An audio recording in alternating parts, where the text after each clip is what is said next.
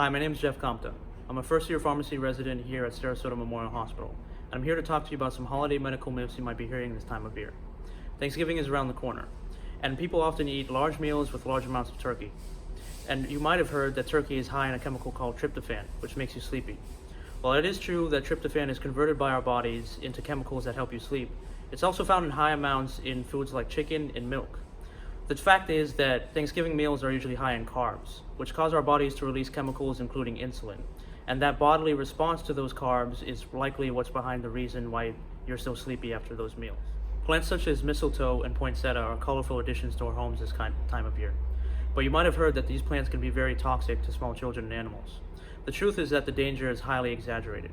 While these plants can cause some mild stomach upset if they're ingested, they would have to be eaten in very large amounts to cause any real danger. So don't be afraid to have these colorful additions around your home for the holidays. But just to be safe, keep them away from small children and pets. You might have some real dangers lurking in your kitchen cabinets this time of year. Vanilla extract is great for baking some holiday sweets, but it is very high in alcohol content and could be toxic to a small child if ingested in large quantities. Nutmeg is also a potential danger. Again, it's safe in the amounts that we use for baking our holiday sweets, but if someone ingests several grams of it all at once, it can cause hallucinations and other serious side effects. Just to be safe, keep these ingredients out of the reach of small children who might consume them in large amounts. I hope all this information has cleared up some of the holiday medical myths you might be hearing this time of year. From all the staff at Sarasota Memorial Hospital and myself, have a safe and happy holiday season.